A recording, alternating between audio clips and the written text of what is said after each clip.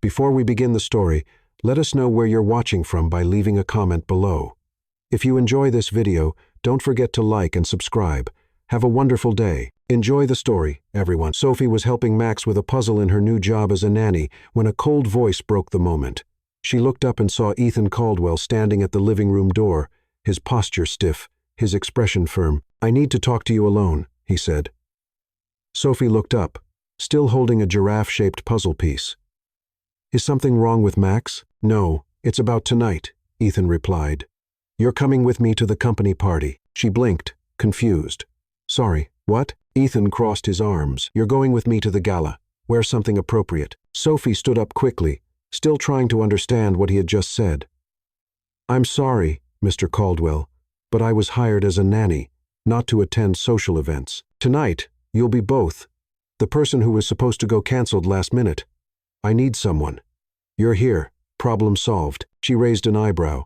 "That's not in the contract." "It is now," he said, turning on his heel as if the matter was closed. "Hold on." Sophie followed him into the hallway. "You really think you can just call me up like you're ordering a pizza?" Ethan turned slowly, his face unreadable. "I pay well. I already arranged someone to take care of Max tonight, and I hired a stylist for you. Dress, hair, everything." Sophie crossed her arms, not backing down. "Something wrong with my hair?" He took a deep breath, staying calm. "What's already nice can be even better." She scoffed, arrogant. "Be ready by 8 p.m., don't be late," and he left. Sophie stood alone in the hallway, heart racing, eyes on the door that had just closed. She walked back to the living room, where Max was watching her curiously, holding a puzzle piece. "You're going out with Dad?" She took a deep breath. "Looks like it, buddy. But what about our dinosaur?" "He'll have to wait tonight. I'll be kind of like a princess." Max smiled, not really understanding. Sophie sat back down on the rug, trying to act calm, but inside she was burning up. Ethan Caldwell thought he could control everything and everyone, and maybe he could, but she wasn't going to just follow orders. If she was going to that dinner, it would be on her terms to show him and the world that she was more than just a nanny with a messy resume and an unfinished degree. At 7:05 p.m., the stylist arrived.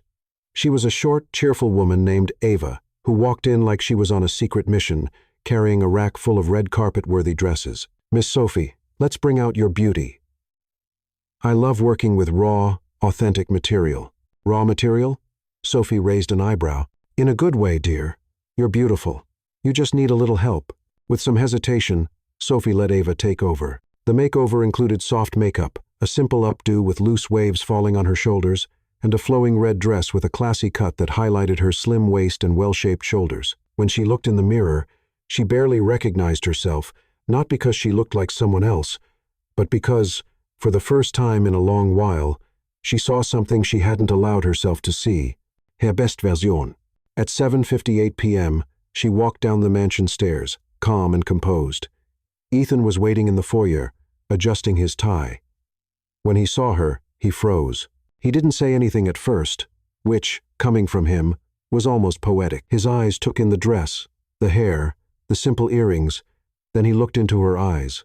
There was surprise and maybe admiration. "You look acceptable," he said, clearing his throat. Sophie smiled, tilting her head slightly. "Not too bad for someone you hired as a nanny, huh?" Ethan ignored the comment and held out his arm. She took it, a bit sarcastically. "I'm going for me, just so you know." "Fine, as long as you smile in the photos and don't spill wine on anyone. Your reasons are your own." As the front door opened and the car waited outside, Sophie's stomach turned.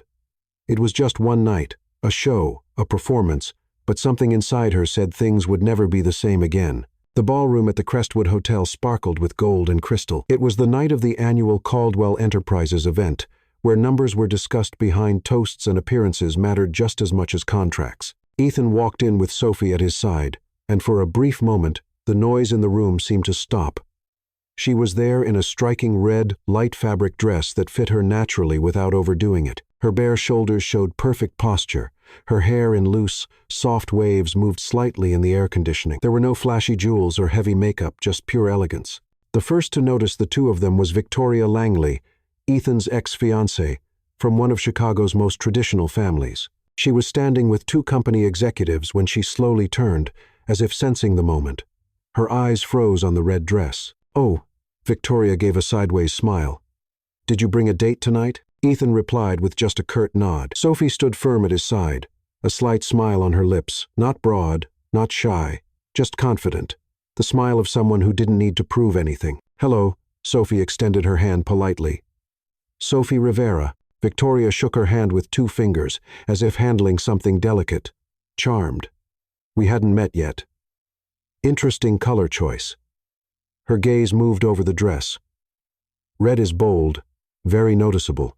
That's right, Sophie smiled. Being invisible never really appealed to me. Victoria forced a muffled laugh. And do you work at Caldwell Enterprises? Something like that, Sophie answered in a neutral tone. Interesting. Victoria turned to the men around her. Lately, the company has been adopting some rather creative inclusion policies. Ethan cleared his throat. Victoria, if you're implying something— Oh, of course not, she shot back, smiling. I'm just saying it's admirable to see the company investing in alternative talent. Sophie stepped forward slightly, tilting her head just a bit.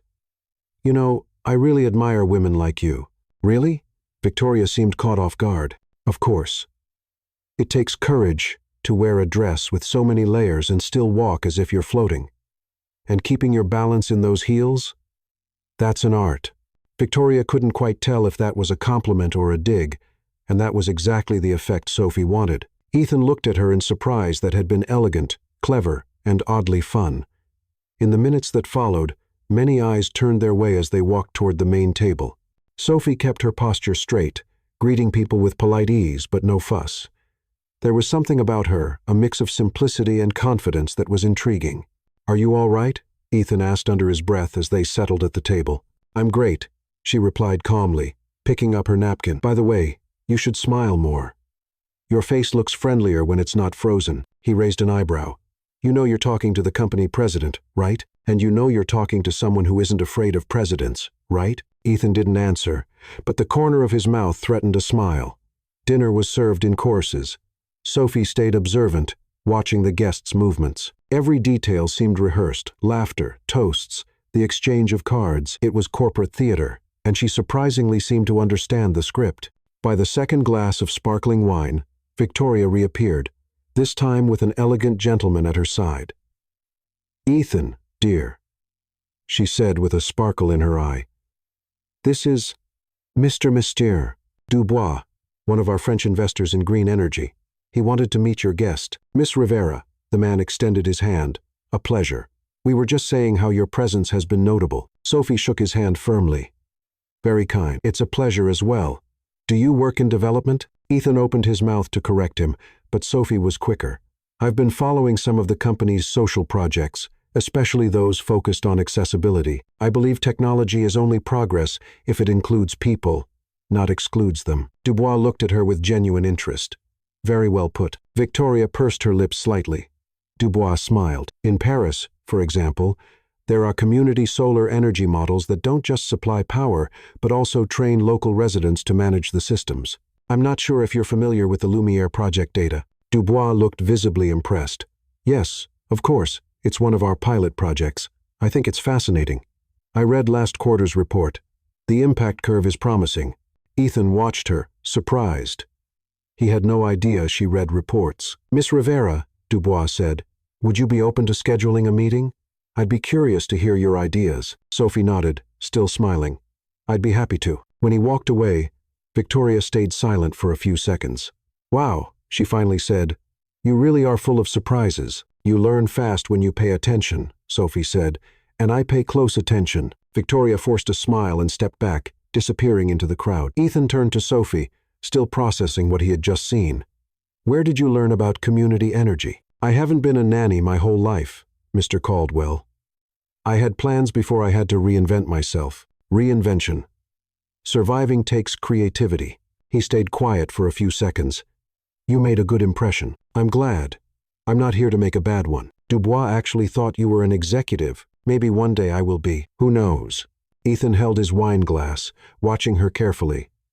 What else do you know that you haven't shared? She looked at him with a spark in her eyes. That you'll have to find out. The morning after the event, Ethan Caldwell couldn't focus on anything. The financial report from the Seattle branch, ignored.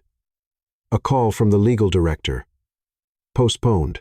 Even his usual strong black coffee tasted off, all because of a woman in a red dress who was supposed to be just his son's nanny. Sophie had disrupted the smooth, predictable world he took so much pride in managing. He found her in the backyard, sitting with Max under a tree, drawing dinosaurs with colored chalk. Her hair was in a messy ponytail, she wore a loose blouse and jeans, but her presence was just like the night before, steady, confident, focused. "We need to talk," Ethan said, cutting into the moment like a fire alarm. Sophie stood up slowly. "Is this about the dinner?" "It's about the reaction to the dinner." He glanced at Max. "Can you give us a minute, champ?" Max pouted but ran inside with a handful of chalk. "What is it?" Sophie crossed her arms. "Last night, you made quite an impression, a positive one. All the investors were talking. Some even thought you were a new executive. It helped the company's image and mine, too." She raised an eyebrow. "Are you thanking me?" "Not exactly." He ran a hand through his hair.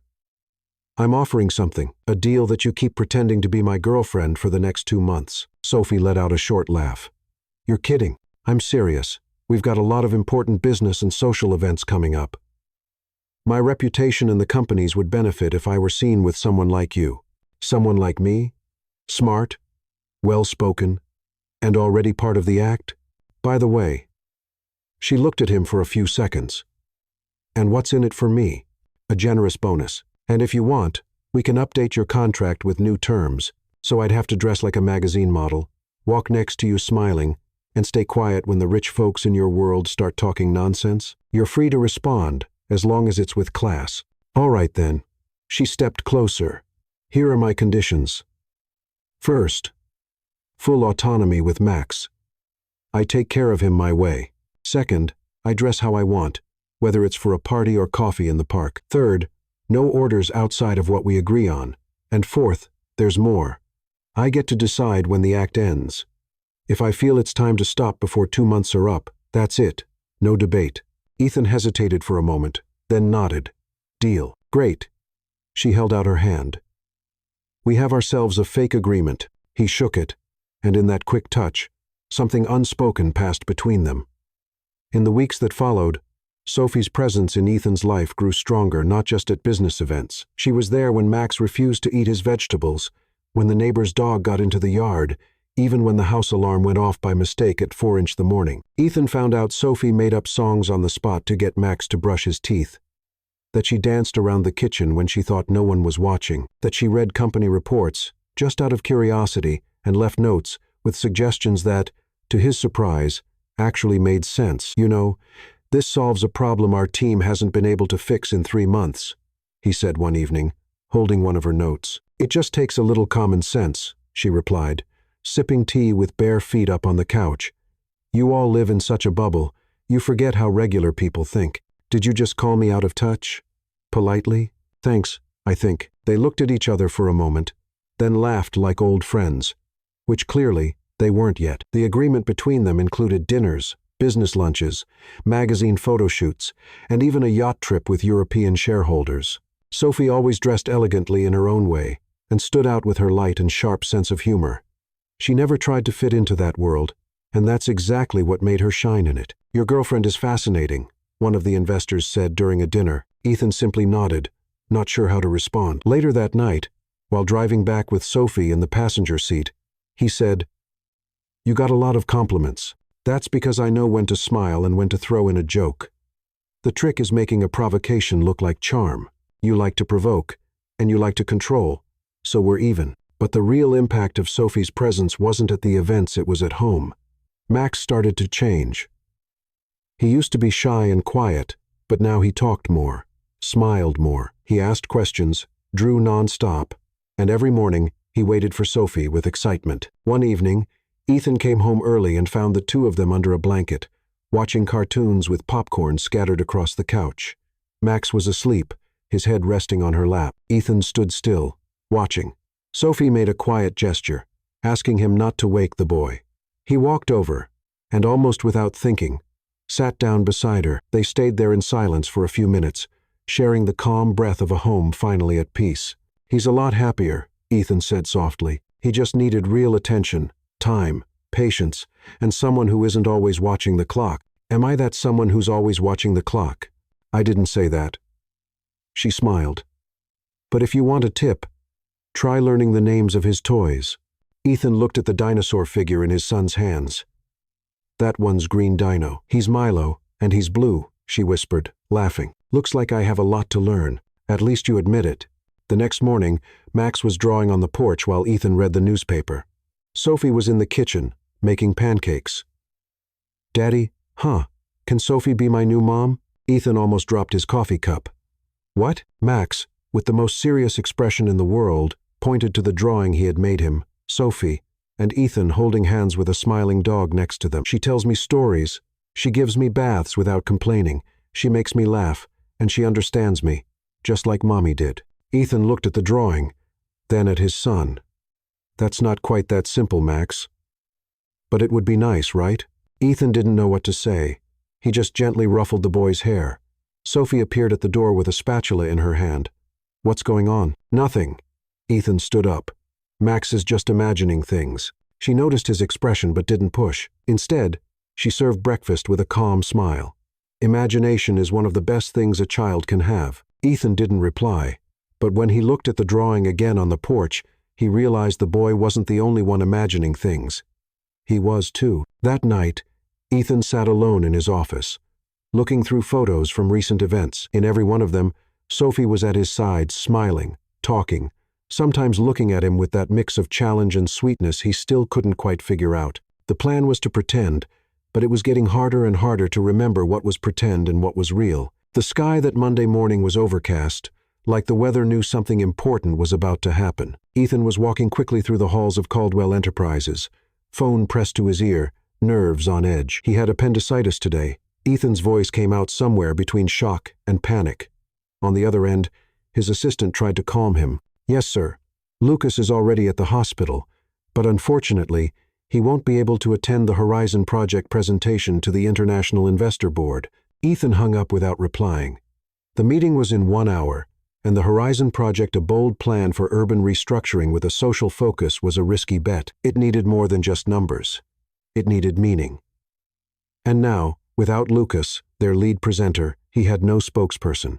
He stepped into his office, unsure of what to do, and took a deep breath. That's when he heard footsteps behind him. Is everything okay? It was Sophie, carrying a folder with Max's drawings from the night before. No, Ethan replied plainly. Our lead executive for Horizon is out, and this presentation could decide a $20 million investment. Sophie was silent for a moment, then placed the drawings on the desk, brushed her hair back, and said, I can help. This isn't one of those moments where you offer to make tea, is it? No, she smiled. But if you want, I can do that too. What I'm saying is, you showed me the reports. We've talked about this project many times, and what it's missing is exactly what I can offer, which is humanity. She said it simply. The numbers are good, but the story behind them needs to be told by someone who understands people. Ethan watched her for a few seconds. You don't have experience giving presentations, and you don't have many options, remember? He smiled, one of those involuntary smiles that slip out before logic can stop them. Half an hour later, the investors began entering the room, big names, pressed ties, controlled smiles. These were the sharpest eyes in the sustainable urban development field. Ethan gave the introduction, brief and to the point, then handed the microphone to Sophie. She walked to the front of the room with the ease of someone who did it every day. She wore a beige blazer over a simple white blouse, and her hair was loose on her shoulders. Good morning. My name is Sophie Rivera, she began. I'm not an engineer, or an architect, or an economist, but I know exactly what it's like to grow up in a neighborhood where cracked sidewalks teach you to jump over holes before you even learn to read. The investors exchanged glances. This wasn't what they expected. The Horizon Project aims to turn forgotten neighborhoods into real communities with street lighting, green spaces, accessibility. But more than that, it aims to bring dignity. She clicked the remote, and a slide appeared, showing a rundown park.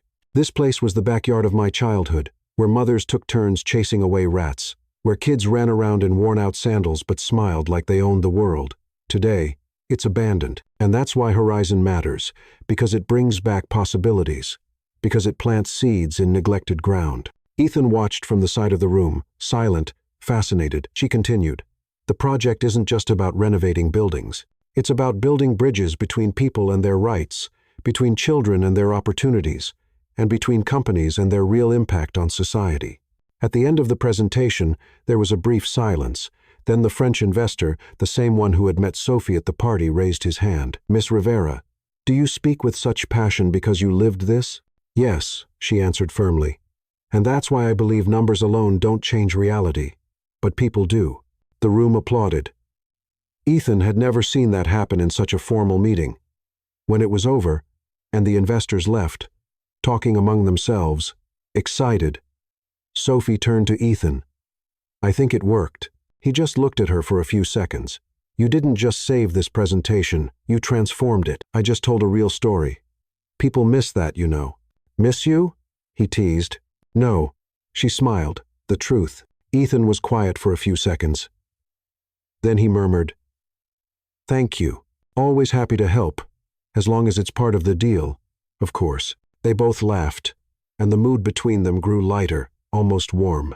Later that same day, already at home, Sophie was picking up Max's toys when she got an email titled "Official Social Collaboration Proposal, Vita Plano Foundation." She clicked on it.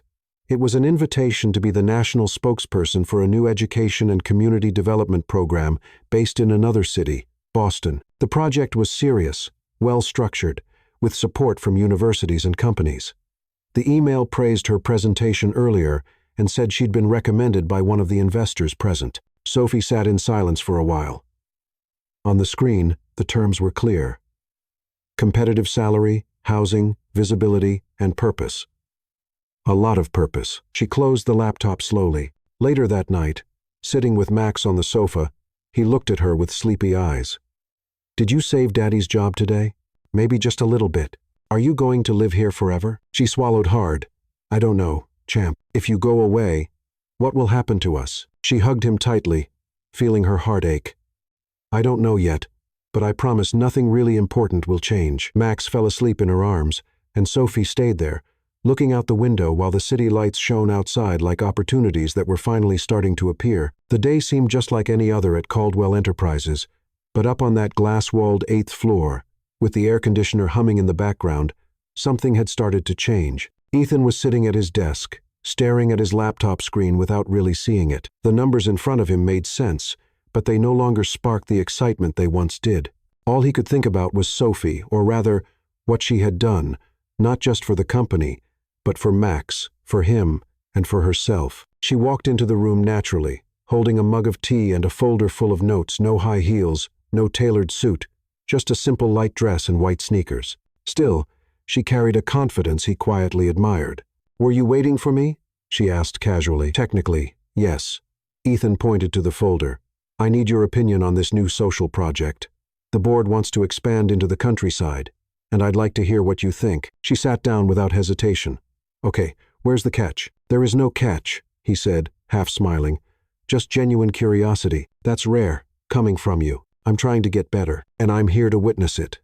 She smiled. They spent nearly an hour going through the documents, discussing ideas, and exploring possibilities. The mood between them was easy, but there was something else in the air, something unspoken but felt with every glance they shared. During a quiet pause, Ethan turned his eyes toward the window. "Do you think some people are just born to carry the weight of the world?" Sophie stopped flipping through the pages. I think some people are raised that way, and others learn because life gives them no choice. My father was like that," Ethan said softly. "I grew up hearing that weakness wasn't an option, that every mistake meant failure. From a young age, everything was about goals, performance, perfection. I couldn't even mess up blowing out birthday candles. That sounds suffocating." "It was," he sighed. "I never got to choose what I wanted to be, only what I was supposed to be. And even now, sometimes I find myself trying to please someone who's no longer around." Sophie looked at him gently. For the first time, he didn't seem like the cold, untouchable CEO everyone knew. He looked like a man tired of carrying his armor. "And your mom?" she asked. "She died when I was 10. She was different kind, patient. When she was gone, everything got tougher." She looked down, moved. After a moment, she said, "I lost my mom too.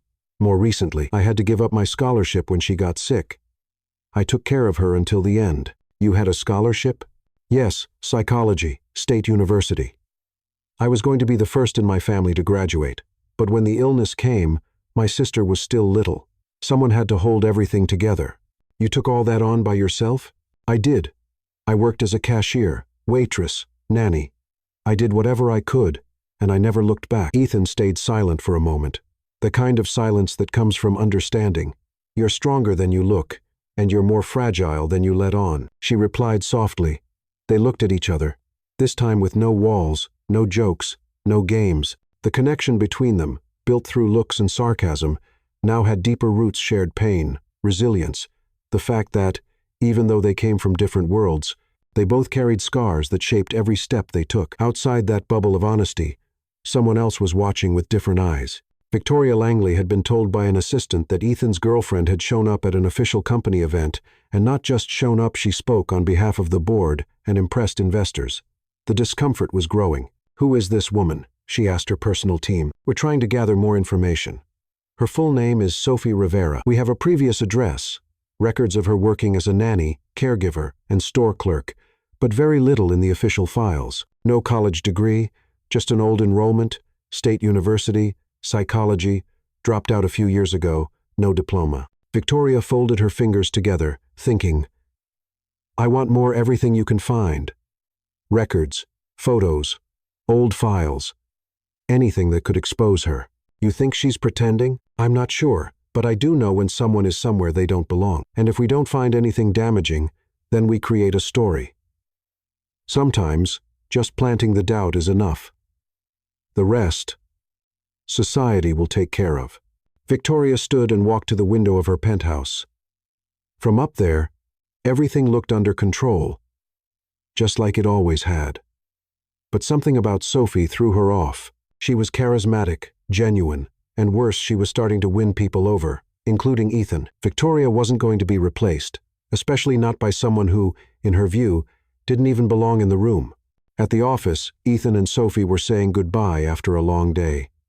He was carrying a folder, and she had a notebook filled with handwritten notes. Going to see Max now? He asked, opening the elevator door. Yes, she said. He wants to show me a chalk masterpiece. Get ready. He mixed dinosaurs with rockets. Creativity's alive and well in that house. They stepped into the elevator together, the comfortable silence between them a clear contrast to the early days of their working relationship. Now, it wasn't strange to share the space, until, just a few floors from the lobby, the elevator stopped. The lights flickered. Was that planned? Sophie asked, half laughing, half suspicious. Unfortunately, no. Ethan pressed the emergency button. It's happened before, but never with me inside. Perfect. My debut in corporate events and stuck elevators. He tried to contact maintenance, but there was no signal. The generator had also failed. Sophie leaned against the wall and crossed her arms. Looks like we'll be here for a while. At least the air conditioning's working, and there's nothing to eat.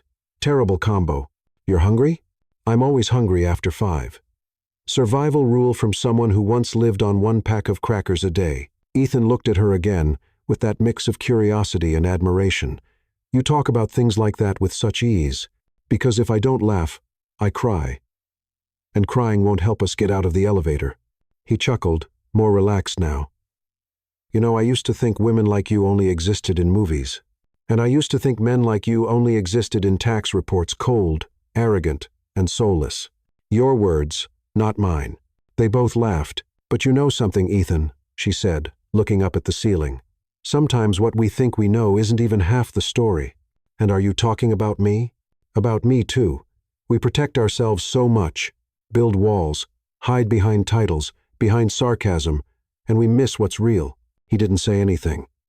Are you afraid? He asked. Of the elevator? Number. Of other things, maybe. Like what? Like letting myself feel something in a place where I was only supposed to work. He nodded slowly. I get that. More than you might think. Their eyes met. The silence that followed wasn't empty, it was full of everything they hadn't yet found the words to say. And in that metal box, stuck between floors, there was more truth than in many of those gala dinners.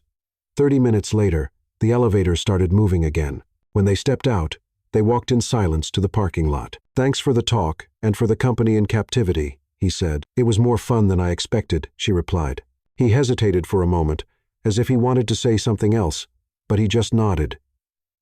"Good night, Sophie." "Good night, Ethan." They each went their own way. Neither of them knew that, across the city, Victoria Langley already had a file on Sophie spread across her desk and a plan in mind. The dining room at Luxor, in the heart of Manhattan, was carefully designed to impress. A piano played softly in the background, silverware sparkled under the warm chandelier light, and Caldwell Enterprises executives toasted with international investors over the close of a new round of deals. Ethan was there, elegant, tense. He wasn't a fan of social events, but he knew this night mattered, and somehow he wished Sophie were there with him. But this time, she hadn't come. He hadn't invited her. He was still processing everything they'd been through: the elevator, the conversations, and all the things they hadn't said. That's when Victoria appeared, wearing a flawless navy blue dress and the same confident sparkle in her eyes. She approached easily and took the seat beside one of the key British investors. "Mr. Harris, have you met Ethan's companion?" Victoria said casually, swirling her glass. "Oh yes," the man replied, "the young woman who presented the Horizon project. Very sharp. I was impressed." Victoria smiled. "She is impressive, isn't she? And to think she's actually his son's nanny." The words hit the center of the table like lightning. A few people exchanged glances. One waiter froze for a second before continuing to pour the wine. Ethan stared at Victoria, stunned. She went on, as if commenting on the weather. "Don't get me wrong, I admire the boldness. A nanny at the heart of strategic decision-making? It's modern, really, though, personally, I prefer professionals with proper qualifications." "Victoria," Ethan started, but his voice faltered. Harris cleared his throat, clearly uncomfortable. "She seemed well prepared to me, no matter what her current job title is." "Of course," Victoria smiled, "but maybe the board deserves to know who's really influencing the company's decisions, don't you think?" The words hung in the air. And that was exactly when Sophie appeared. She had come to drop off a signed document at Ethan's assistant's request. She wore a simple, elegant dress, nothing flashy, but enough to make her stand out. When she walked in and saw all the eyes on her and Ethan's pale expression, she felt that something was wrong. "Oh, what a coincidence," Victoria said loudly. "We were just talking about you." Sophie stopped. Steady. "I hope it was something useful." "It always is," Victoria replied. "We were just explaining to the investors that you're actually little Max's nanny." The room fell silent. Sophie took a deep breath. She didn't shrink back. She didn't flinch. She simply looked at each of their faces. "Yes, I'm a nanny, and very proud of it," she said firmly.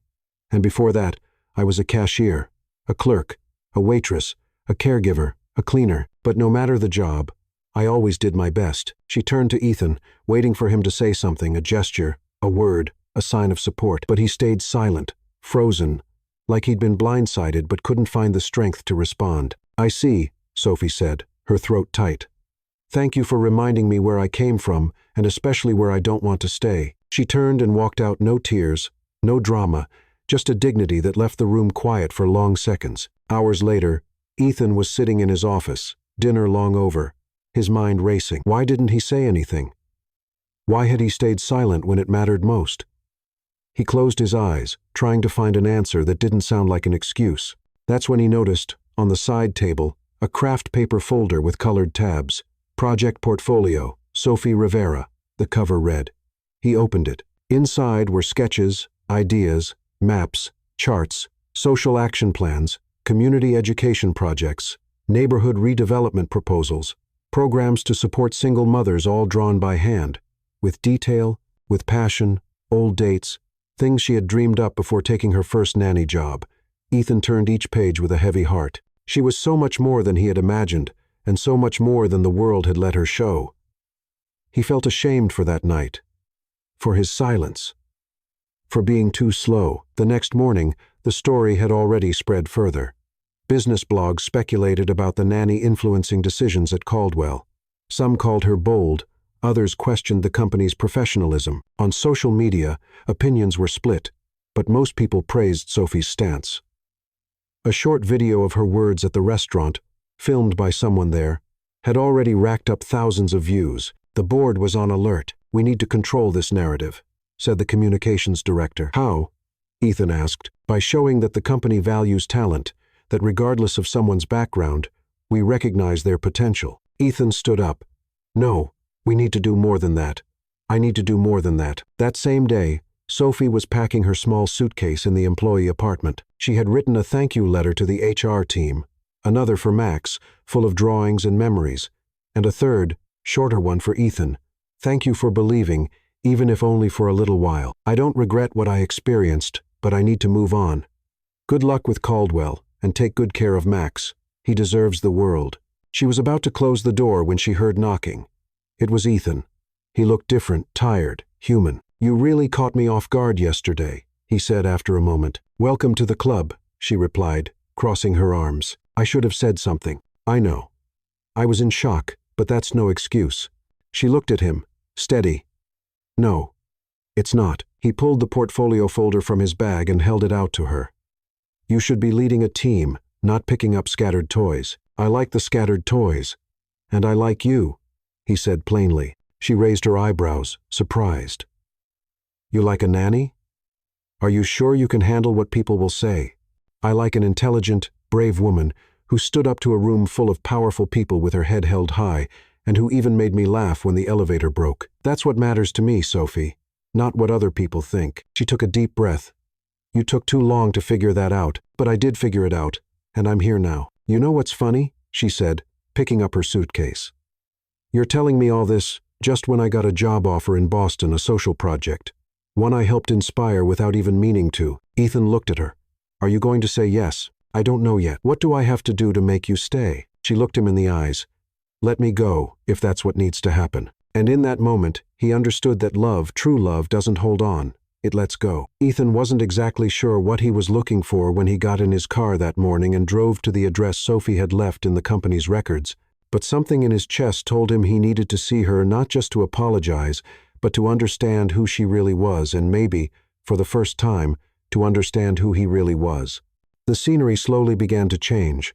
The tall buildings gave way to simpler ones, small, family-owned stores and streets where barefoot kids ran along the sidewalks. It was a modest neighborhood, but full of life, colors, voices, smells, and stories.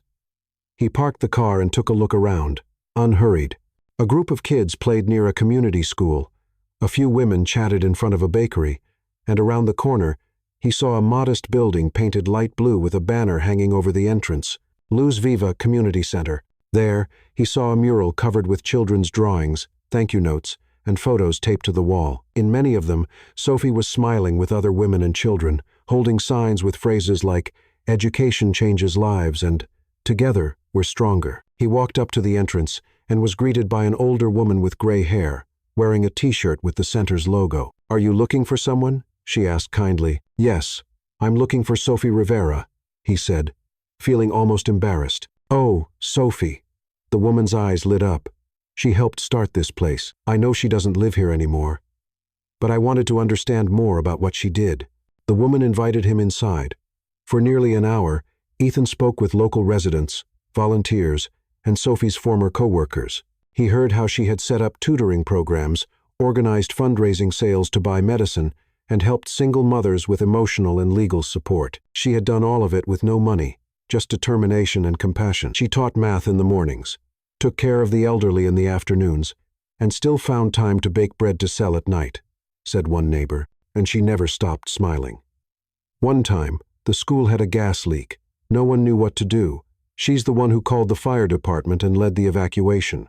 You'd never think she was just in her 22nd, said another. Each story he heard was like a light turning on in Ethan's mind. He felt ashamed for reducing her to a role, a label, and at the same time, deeply moved by discovering a woman so whole, so much more than he had ever imagined. Before leaving, he asked to visit the house where she had lived with her sister. They took him to a small, two-story home. Sophie's sister, Mia, was sitting on the porch, studying with a notebook on her lap. She had the same bright eyes as her sister. "You must be Ethan," she said, straight to the point. He nodded, a bit surprised. "She talked about me?" "She did, a lot. But not all of it was praise. I figured," he replied with a half smile. "She cared about you, and that's what hurt the most, because she didn't expect you to protect her from the world. She just hoped you wouldn't be part of it when it turned against her." Ethan said nothing. "I made a lot of mistakes with her. We can tell," Mia said, closing her notebook and standing up. But if you came all the way out here, maybe there's still a chance to fix things. Back in the city, Ethan got home late in the afternoon. The first thing he saw was Max, drawing alone in the living room. The boy looked up at him with big eyes and asked simply, "Dad, where's Sophie?" Ethan knelt beside his son. "She had to go, buddy." "But why?" "I like her. She told me funny bedtime stories, and she taught me how to make a heart with my hands." He showed the gesture, his eyes welling up. Ethan hugged him. "I know, Max. I like her too." "Then go get her," the boy said with total honesty. His father smiled, eyes full. Kids know things. 2 days later, Sophie received an unexpected message. Ethan was asking her to meet for coffee at the park where they used to take Max in the evenings. She hesitated. Part of her wanted to see him again. Another part still hurt, humiliated, disappointed. But curiosity and her heart spoke louder. She arrived on time, wearing jeans, a simple blouse, and her hair in a loose bun. When she saw him sitting on the bench with a box in his lap, she took a deep breath. "I brought an apple pie from your favorite bakery," he said, standing up. "So you've been digging into my life. Let's just say I went looking for answers where I should have from the start." She sat down, keeping a bit of distance. "What do you want, Ethan?" He looked at her seriously. "I want to say I'm sorry for staying silent, for judging you, for treating you like less when you were more. Took you long enough. I know. But I'm here now, and I want to show you something." He handed her a slim folder. Inside was an official document, a project approved by Caldwell's board. An expansion proposal for the Luz Viva Center, fully funded by the company. "I took your portfolio to the board. I showed them who you are and what you can do," he said. "Not only did they approve it, they wanted you to lead it." Sophie looked at the papers, stunned. "Is this for real?" "Completely. You'll be the director of the new social impact program, Full Independence. Your own team, a brand new office in New York. Anywhere you want." She took a deep breath. "This changes a lot of things. I hope it does. But it doesn't change what happened between us." Ethan lowered his eyes. "I know, but I also know that you're the only person I want to share all of this with. Work, life, fears. And Max misses you every day." She fought back the emotion. "I don't trust you anymore, Ethan." He nodded quietly. "But I want to trust you again," she said finally. "That's up to you." His eyes lit up with hope. "Then let me prove it, one day at a time. Starting now. Starting now." He held out his hand. She looked at it for a second. Then, with a slight smile, she took it. Ethan's office was quiet that morning. The large windows let in the natural light, and the city skyline looked farther away than usual. On the desk was a single light brown envelope marked with the name Sophie Rivera. He ran his fingers over the surface of the paper, hesitant. He had written that offer with help from legal, HR, even marketing. But it was more than just a job offer. It was a genuine attempt to rebuild something, to fix what he could no longer ignore. With a deep breath, he picked up his phone and sent the message, "I need to talk to you today. No games." At the agreed time, Sophie entered the Caldwell building, this time as a guest. She wore a white button-up shirt with the sleeves rolled up and dark jeans. Her hair was pulled back in a simple bun, and she carried a leather folder under her arm. Upstairs, the receptionist greeted her with a hesitant smile. Everyone knew who she was now, and everyone was talking. Ethan stood waiting when she walked in. He didn't smile or move too close. He respected her space. "Thanks for coming." "Nice to hear you say please," she replied, sitting with a steady posture. "You asked me to change." "I'm trying," he said as he sat down too. "Here's the offer. I'd like you to read it before saying anything." She opened the envelope and read carefully, silently. "Social Impact Coordinator, Caldwell Enterprises, full-time contract, competitive salary, full project autonomy, freedom to choose her team, budget guaranteed." She looked up. "Looks good.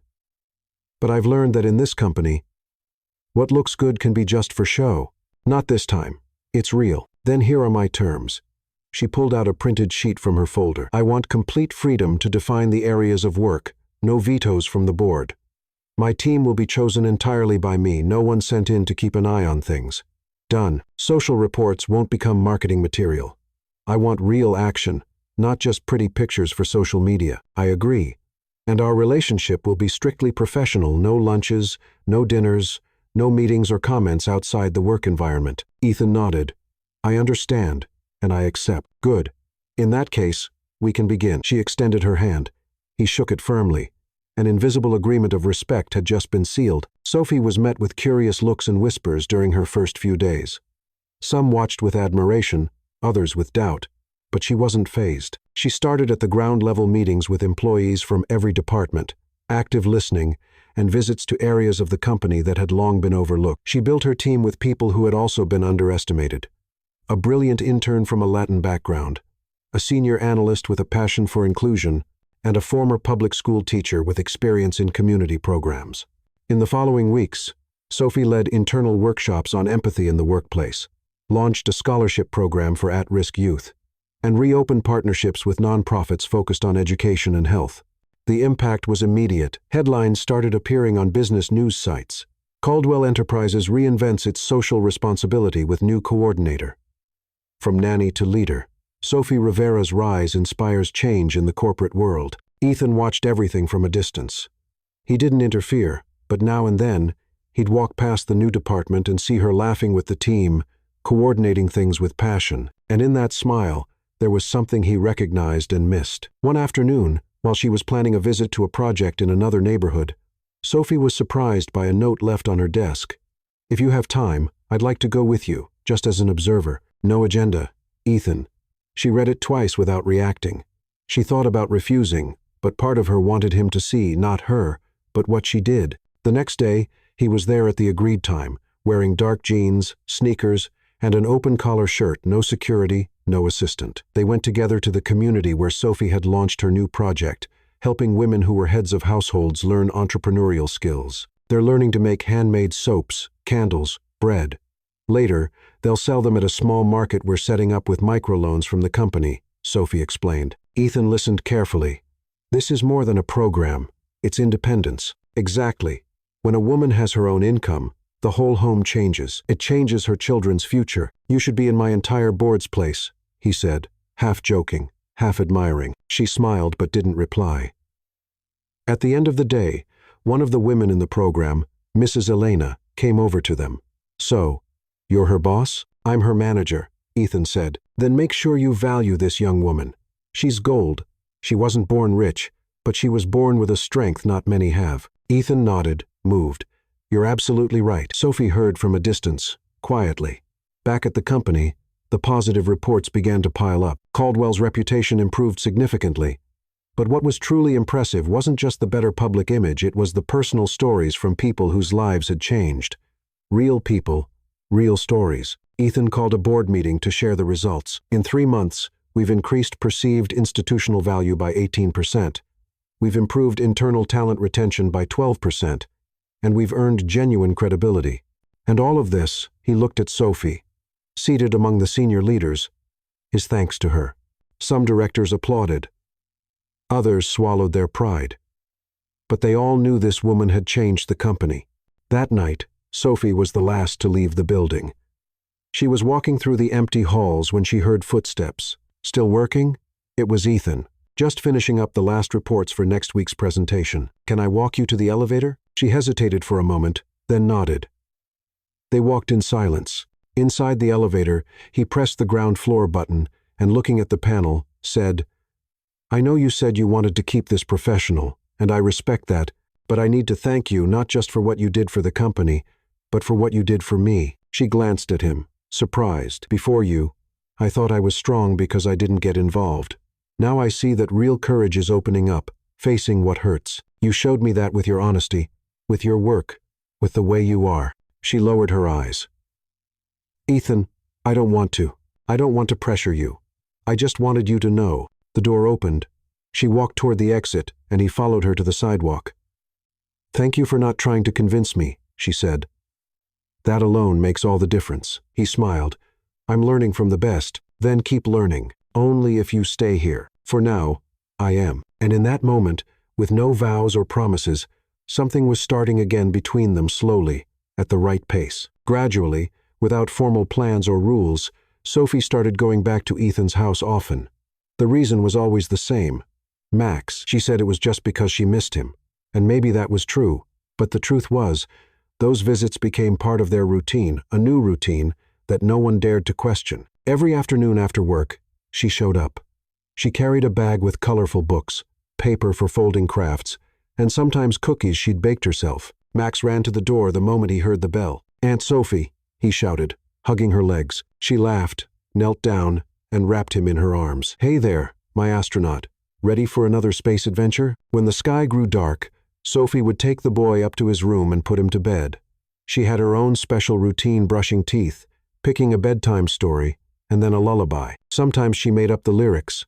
Other times, she sang an old tune her mother had taught her when she was little. Max would fall asleep quickly, a smile on his face. Ethan, for his part, always watched from a distance. He never interrupted.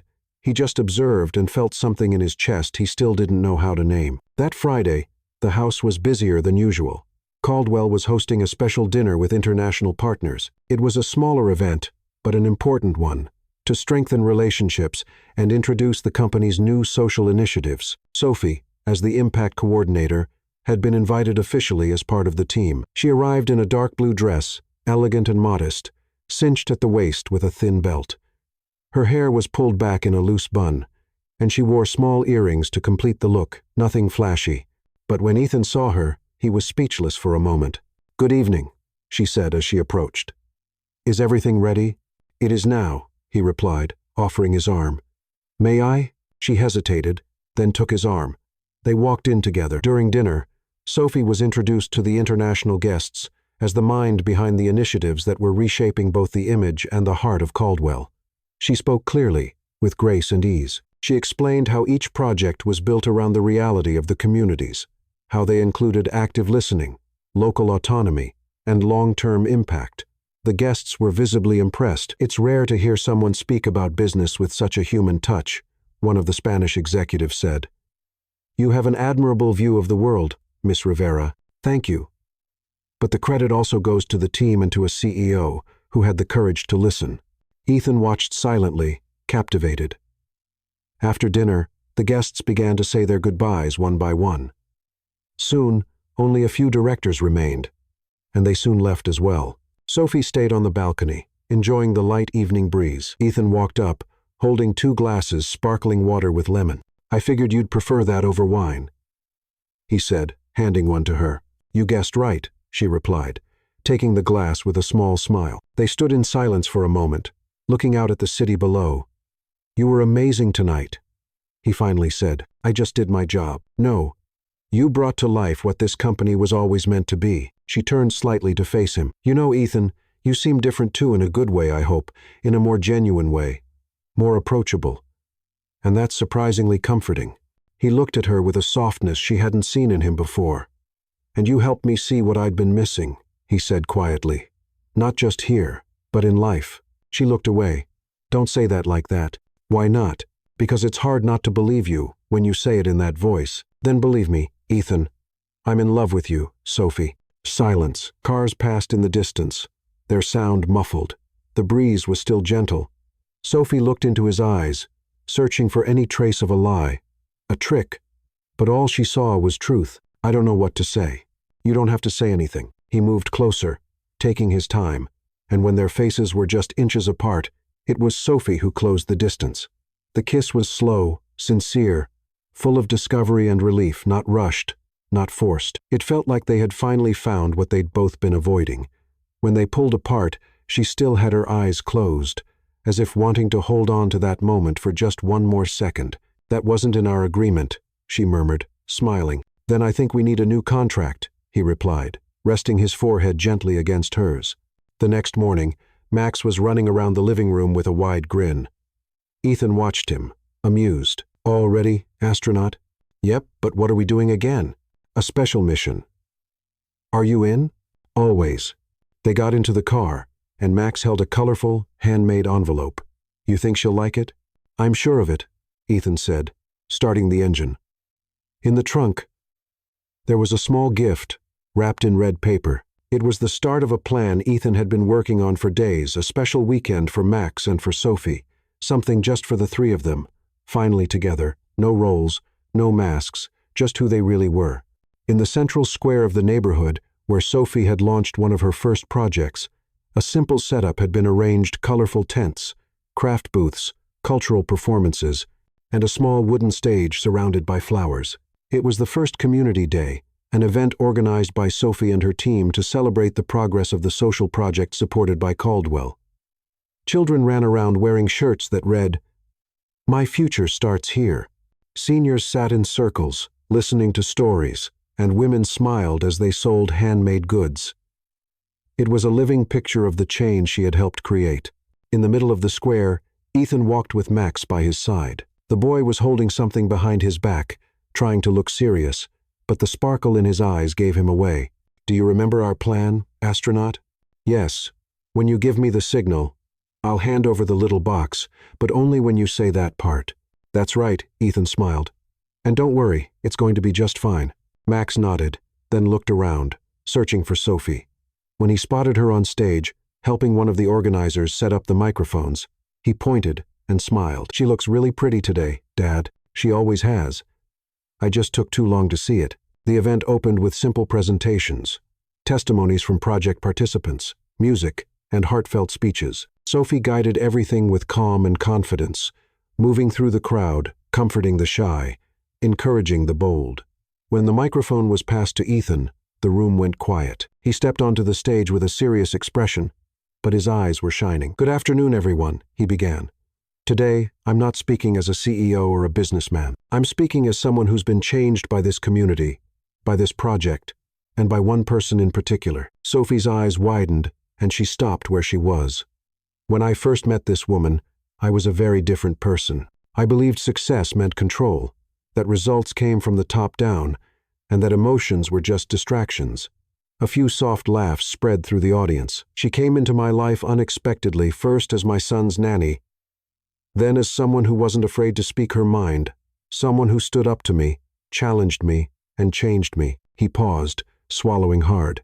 "Sophie, you showed me that real leadership comes from the heart, that empathy isn't weakness, it's strength, that taking care of others is what really matters."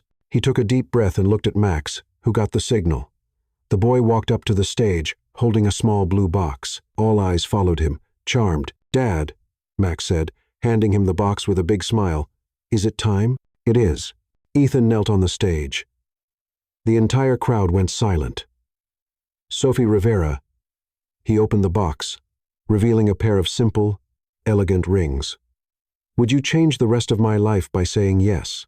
Sophie covered her mouth.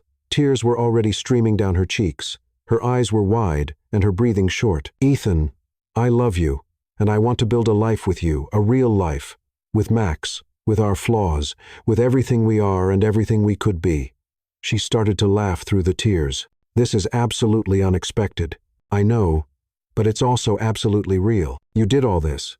She motioned to the setup, the event, the stage, with help from the amazing team you built. "And Max knew.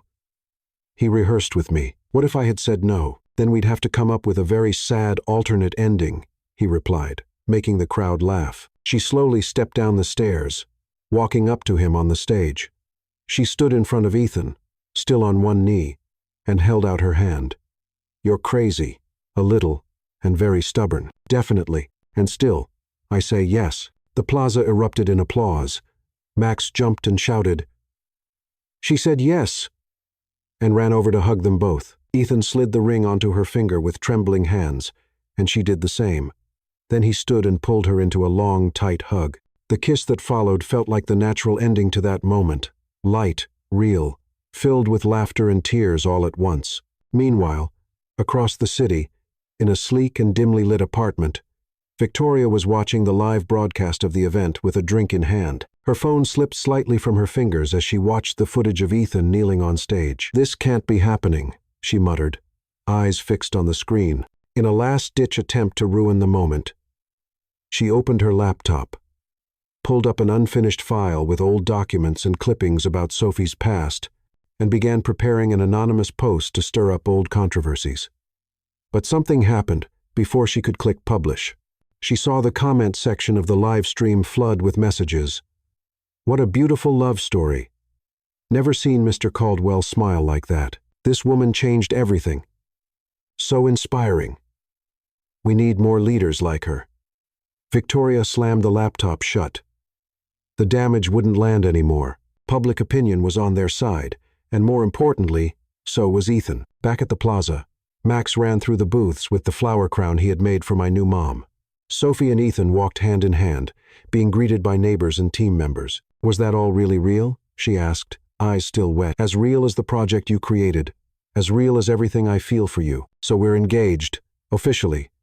With plenty of witnesses. I have one condition already.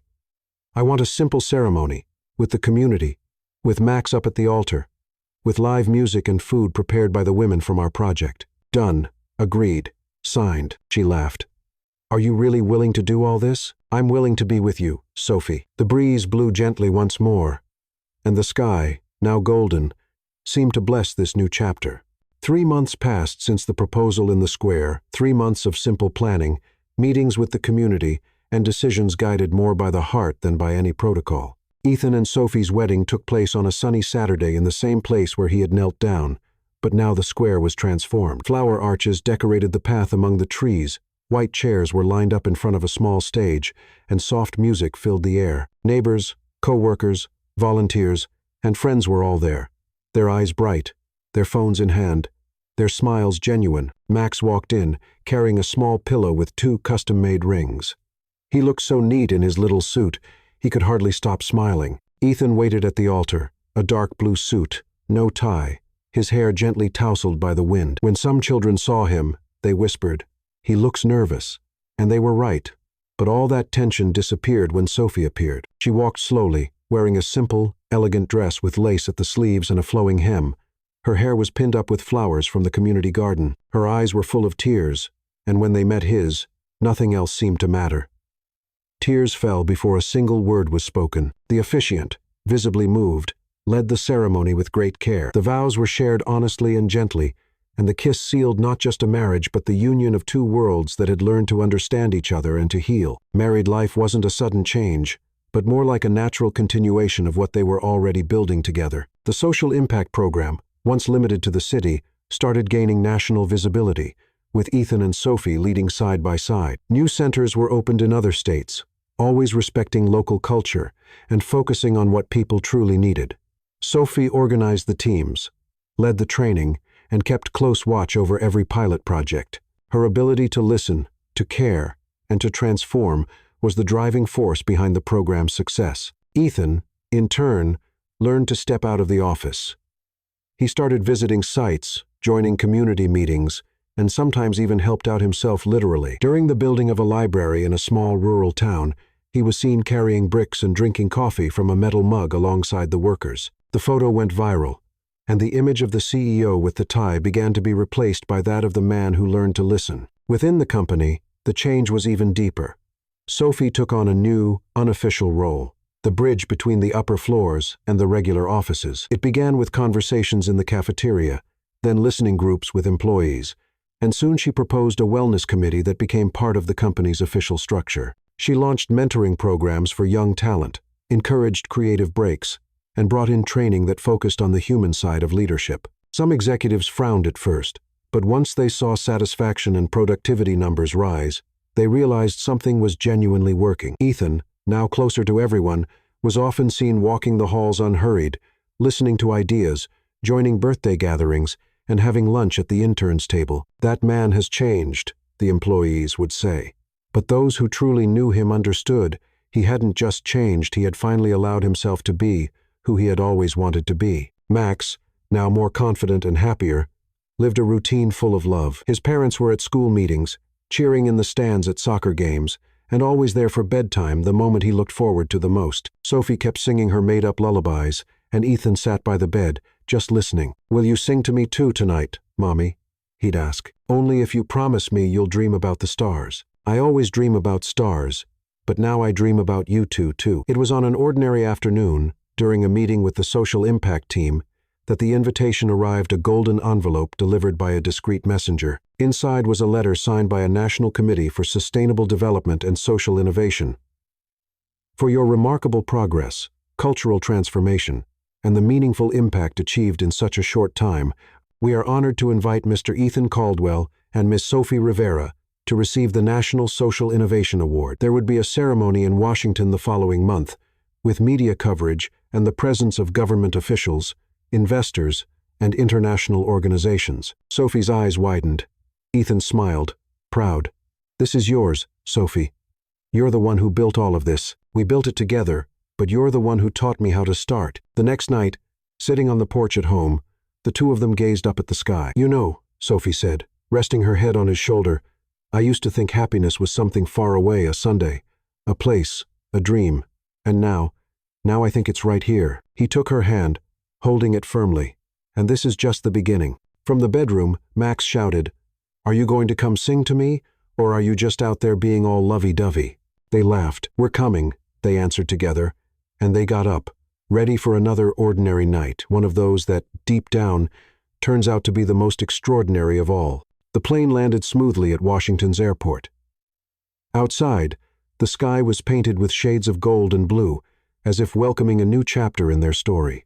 Sophie adjusted her coat over her shoulders and looked out the window. "Can you believe that 3 months ago, you were just telling me not to be late for a gala dinner?" Ethan smiled beside her.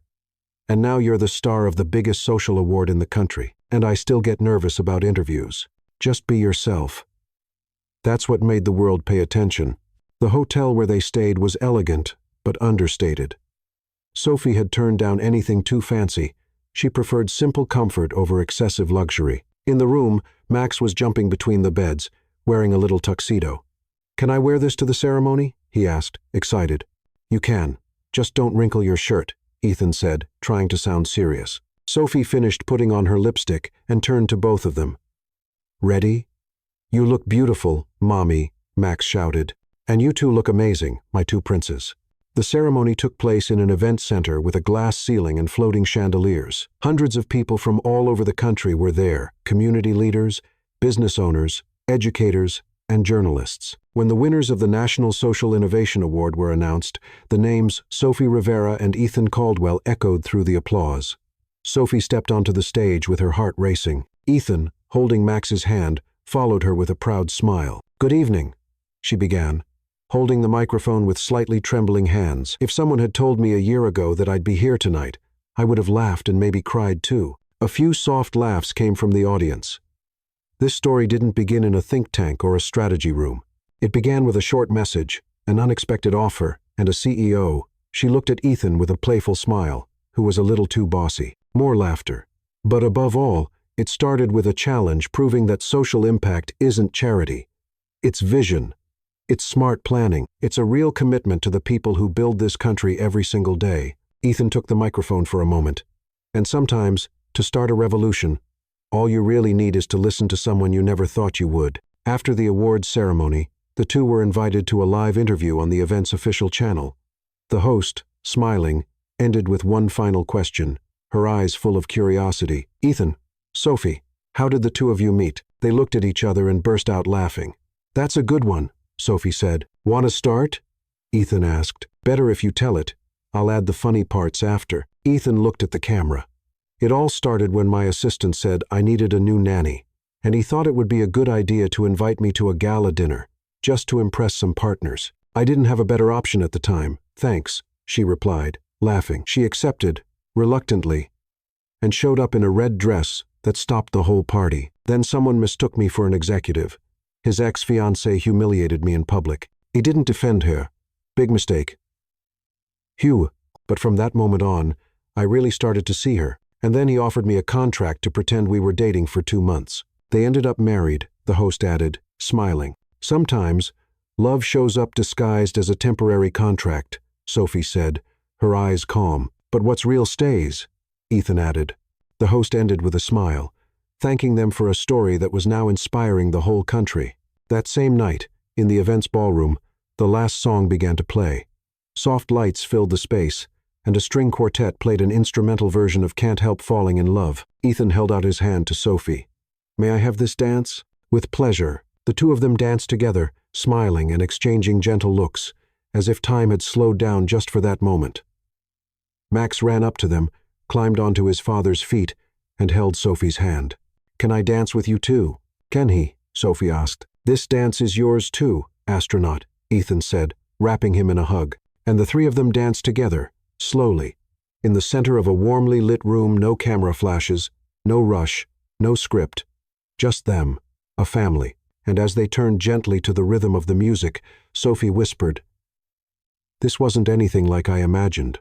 "Me neither," Ethan replied, "but it turned out better, much better." Standing quietly at the entrance, watching from a distance, the same journalist from the interview jotted down one final note in her notebook.